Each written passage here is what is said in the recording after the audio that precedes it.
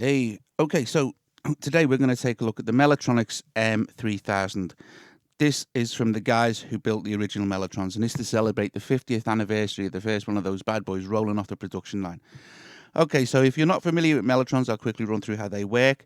It was a tape loop keyboard, okay, and it had every single key had a loop, and but this comes with the original tapes, the original samples, 200 megs worth of samples that you can play with.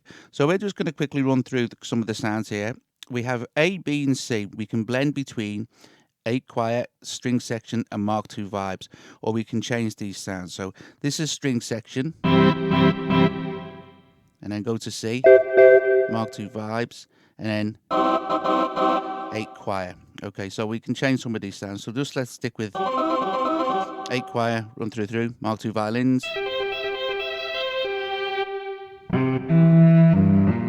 cello, which is lovely. The classic.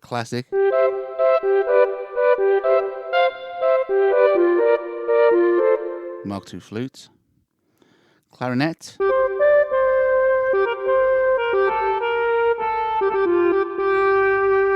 we have a tone control here. This pitch wheel here is kind of like a pitch bend, so it'll bounce back to its center position. Volume, and then what we have is reverb send, which makes a huge difference. Reverb space,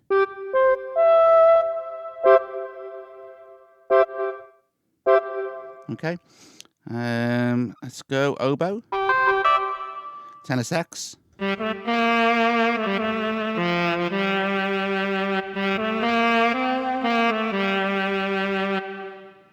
Mark II brass,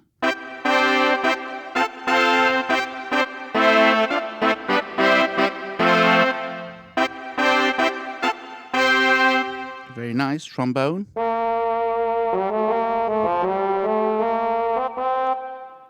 a Rhodes. So this also offers some other cool features as well. So if you have a bus-powered USB hub, you can plug two separate MIDI keyboards in. I've got this onto a little Arturia Mini Lab.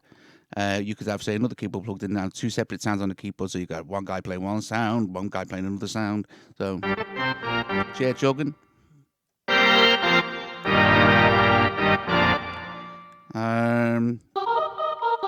And back to boy choir. So we have a couple of things. So we can blend between Mark II vibes, which we'll select the chair chugging. So we could have cello and chair chugging, cello and boy choir. Okay, so you see how that works. Right, okay. Also, it has this very cool graphic representation of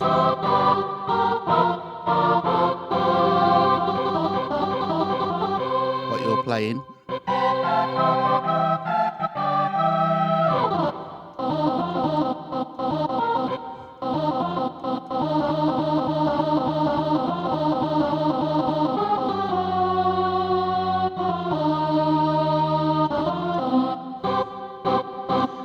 Okay, so that's that. Now, another super duper cool. Oh, you can save. Sorry. You can save variations of these, so you're not like kind of having to set one up each time you go. So let's just go back to our first one here.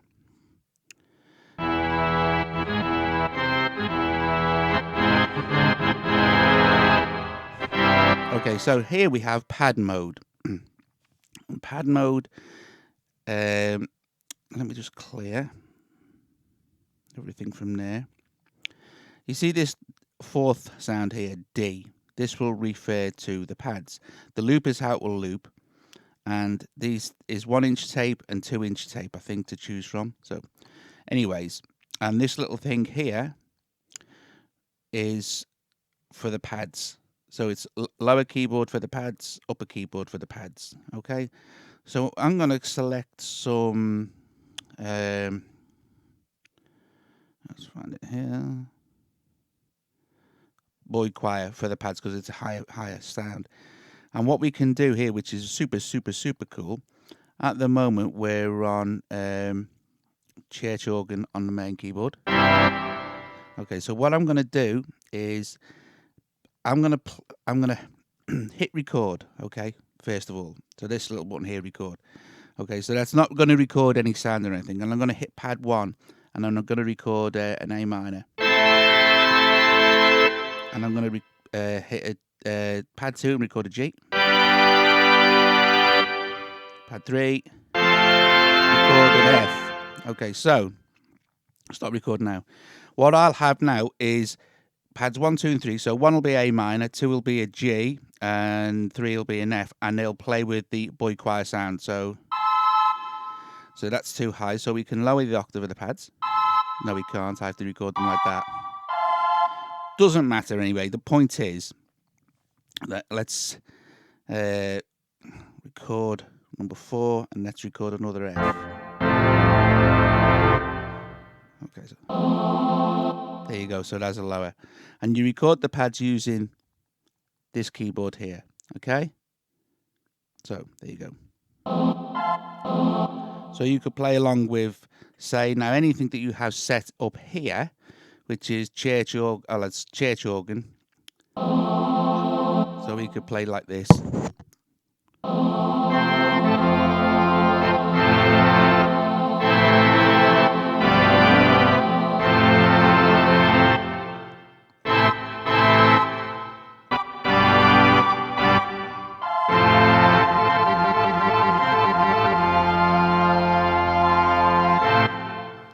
So how cool is that?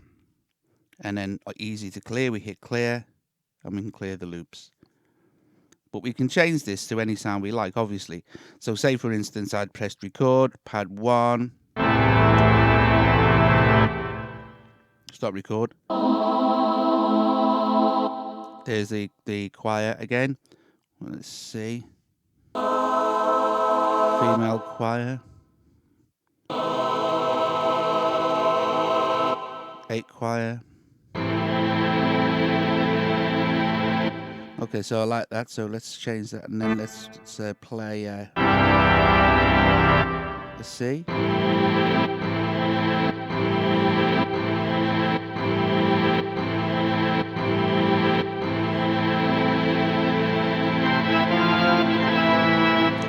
Mellotron was always brilliant for those kind of grandiose sort of, especially on the choir sounds.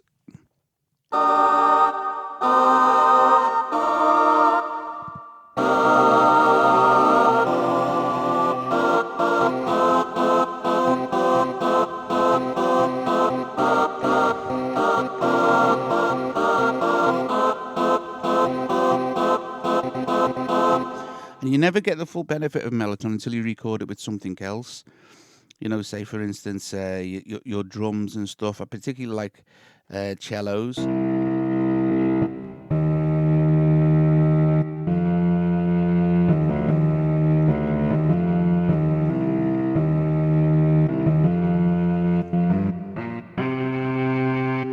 And like I said, you'll see this also as well. Once you've started to set chords up and changed settings, the little thing here will flash bank. That will flash bank. So just hit save bank, and it's done. So if we go forward now to other stuff, say,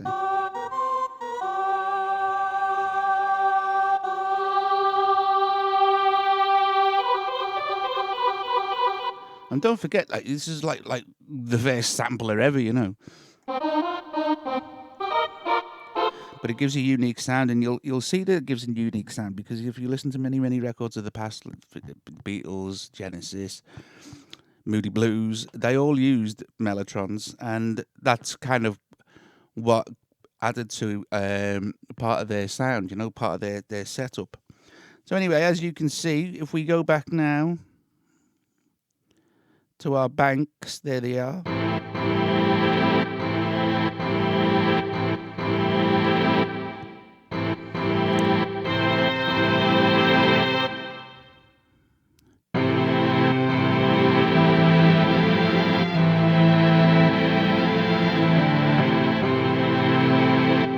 Anyway, guys, there you go. That's the Mellotronics M3000, which is more than just an emulation of a Mellotron. This is their version of the digital Mellotron for iPad, but gives you all their original tapes, and maybe in the future they'll release some sound packs of other stuff. Its MIDI capability is very, very good, since you can set it up for 2 keyboards. Yeah, I really like it. But I like retro stuff. You know, I like Mellotrons. I like CMIs. I like the old style synth stuff. You know, there's something nice about it. And of course, the beauty of the iPad is you can take it with you, and it's easy. Not like the old original stuff, which was disastrously impossible to work with. Anyway, guys, I hope you enjoyed this. If you like it, you know, subscribe to the channel and visit the other places in the description. Okay, guys, see you later.